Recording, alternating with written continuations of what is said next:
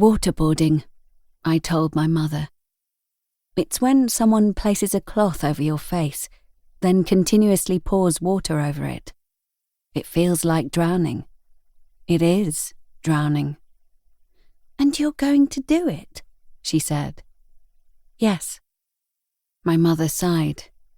This has to be one of your brother's ideas. We'd just seen a film about Guantanamo Bay, I said. Afterwards, he asked if I could waterboard him. He wants to know how it feels, and I said I'd only do it if he did it to me too. So that's how it came about. And how was it? My mother asked. We haven't done it yet. As my mother grew older, her listening skills had become even worse. Oh yes, she said.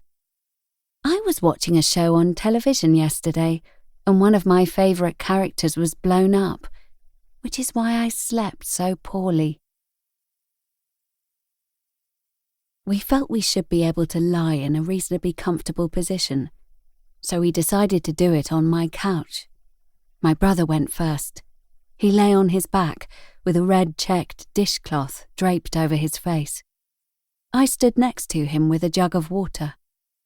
Here we go, I said, pouring water over the cloth. After a few seconds, my brother pulled the cloth off his face and sat up. Maybe we should tie you up, I said. I tied his wrists together with one of my stockings and started again. We agreed that I would remove the cloth after 30 seconds and set a timer on my phone. My brother gasped and tried to move his arms. He's drowning, I thought.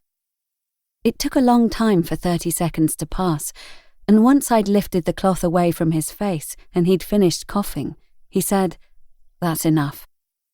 I didn't want my wrists bound. I wanted to be able to pull the cloth off my face whenever it suited me. "That's not how this works," my brother said. He tied the stocking around my wrists and put the cloth over my face. The water ran into my nose and I couldn't breathe. I tried to get up and knock something over with my leg. Once I was finally upright, I shook the wet cloth off my face and wrenched my hands free. My brother handed me a tissue to wipe my face, but I shook my head, breathing in and out over and over again. Church bells rang. The alarm on my phone went off. "Why didn't you help me?"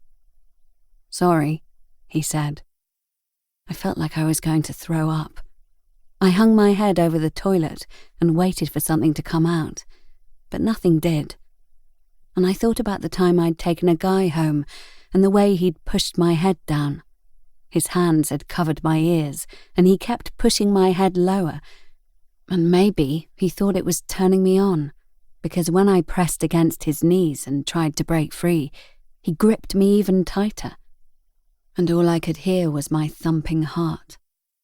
And then I thought about the first time I'd heard someone say their heart was in their throat. My mother had been the one to say it. She told someone that her heart was in her throat whenever she thought about what the future held for her daughter, because I was no great beauty. She didn't worry about my brother and how he was always plucking his hair, or about the bald patch his plucking caused. I can't remember when he stopped plucking, but he was done with it after a while, and his hair grew back. "My son is good at everything," my mother often said. "One day, he's going to do something extraordinary."